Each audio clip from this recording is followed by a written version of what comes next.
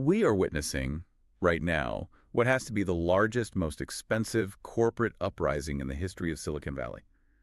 It's basically a coordinated siege against one man, Nvidia's CEO, Jensen Huang. It sounds like fiction, but it's really about corporate survival, plain and simple. The money is what makes it real. Absolutely. I mean, if you just look at the numbers for 2025 alone, you've got Google, Microsoft, Amazon, and OpenAI. Together, they've allocated more than $400 billion. $400 billion. They're just burning through that cash to try and make sure they are not completely controlled by Nvidia. That's a number that's almost impossible to visualize. It's like taking the entire annual GDP of a country like Finland or Ireland, Right, and spending every last cent of it on servers, racks, and, fiber optic cables, all just to escape one vendor. It is an incredible display of financial will. These giants have decided, basically, that no matter what it costs, they have to build their own chips. That is the battlefield we're exploring today. I'm David. And I'm Sophia. Welcome, everyone, to TechDaily.ai. You can sponsor this podcast for just $25.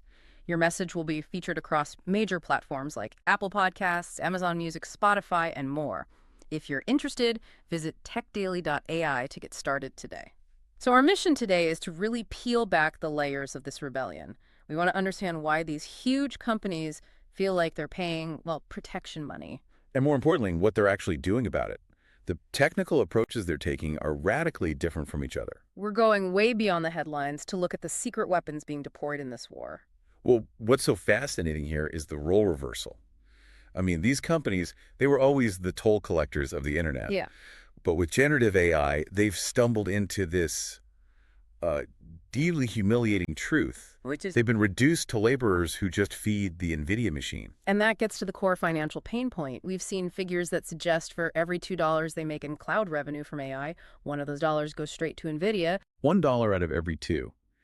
And when you look at Nvidia's earnings, their gross manufacturing margins are approaching 80%. 80%. When the company you have to buy from makes 80 cents on every dollar you pay them, it doesn't feel like a fair deal. No, it feels like robbery. It feels like you're just paying a tax to stay in business. And that leads to what you could call a strategic terror. Because even when they pay the bill, they're not buying freedom. They're still facing huge supply chain pressure. You want the latest Blackwell GPUs. You have to get in line. You have to get in line, and that line is controlled by one person. For a company used to controlling everything, that loss of control is, it's worse than death. So they obviously need an exit ramp. And this brings us to the real technical reason for the rebellion. The problem isn't that NVIDIA's chips are bad or slow. They're engineering marvels. Oh, absolutely. The problem is a fundamental mismatch between the hardware and the task. That's the crucial pivot. If the GPUs are so good, what's technically wrong with them? The answer, ironically, is that they're just too damn versatile.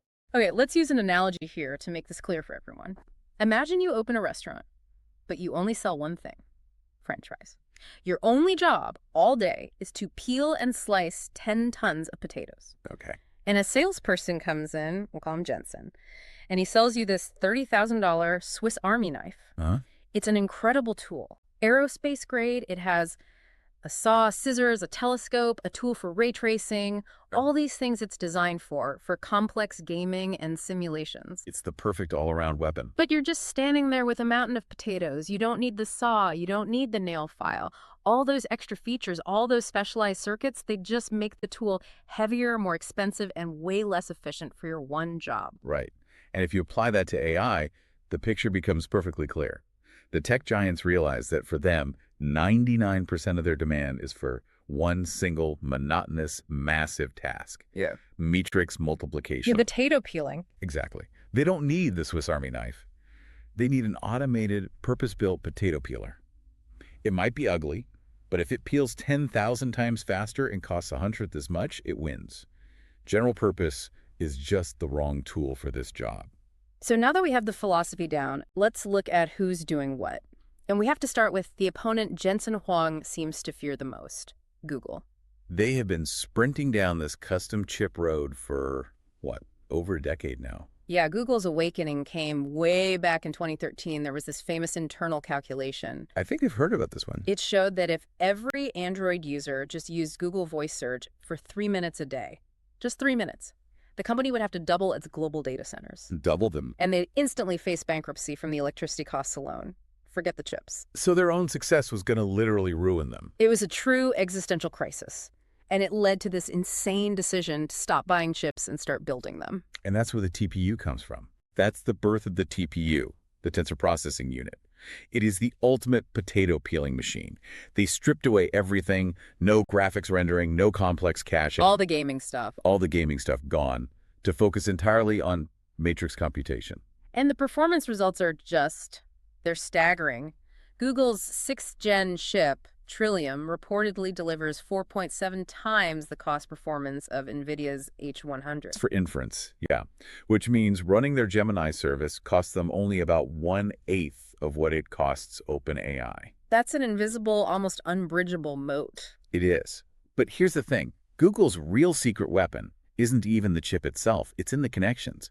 It's how they link tens of thousands of these chips together. Okay, because in traditional networking, every time a signal hits a switch, it has to convert from light in the fiber to electricity for processing and then back to light again. A process that is slow, it's power hungry, it's expensive. It's like having to get off a high-speed train and go through security at every single stop. So Google asked, why convert at all? And this led them to optical circuit switching, or OCS. It sounds like pure science fiction. It really does. But the mechanism is surprisingly physical.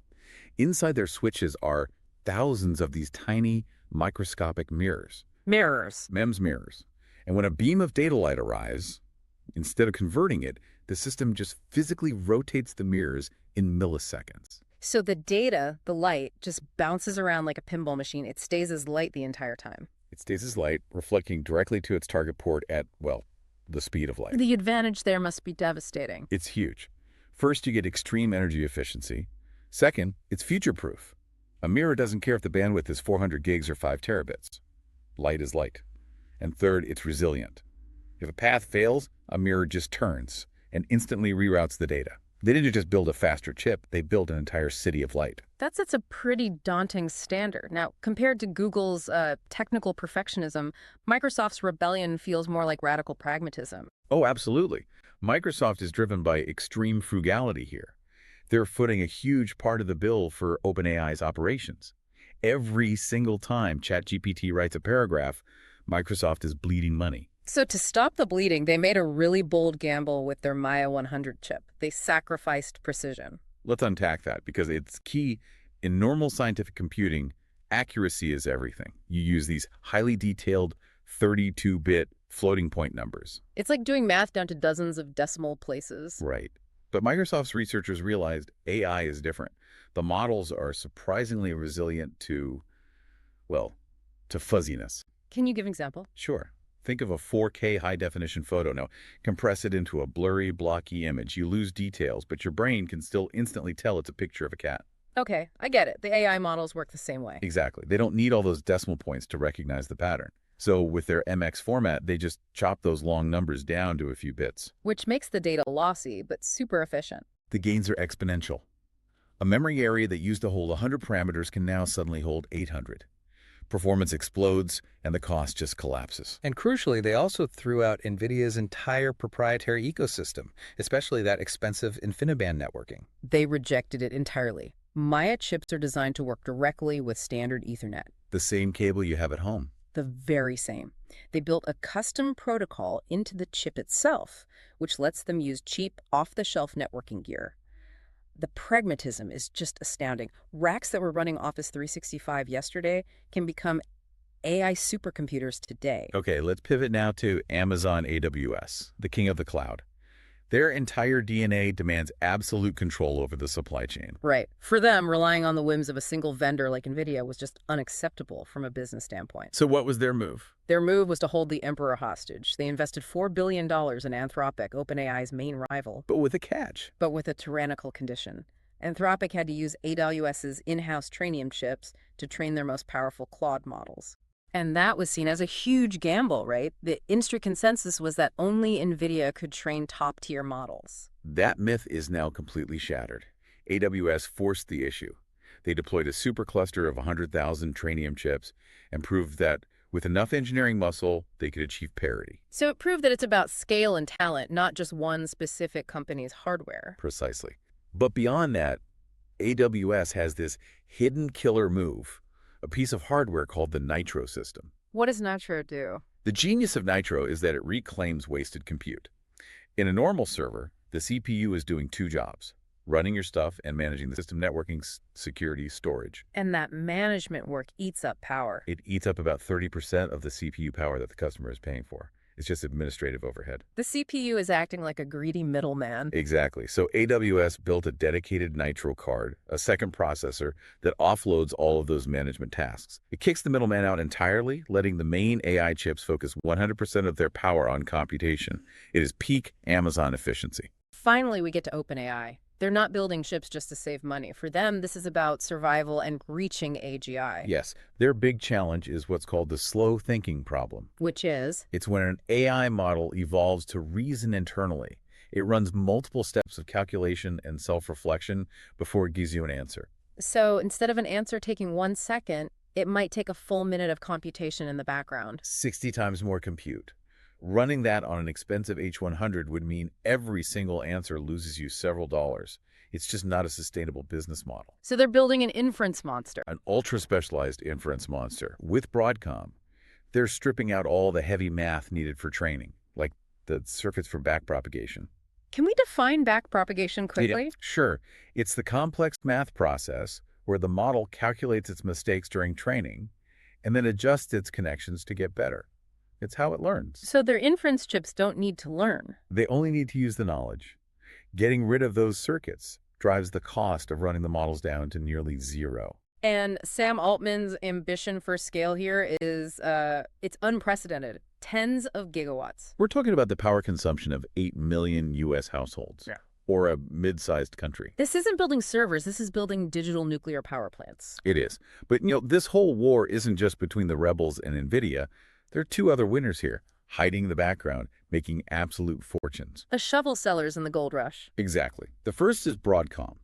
Google and OpenAI have the algorithms, but they don't do the physical execution.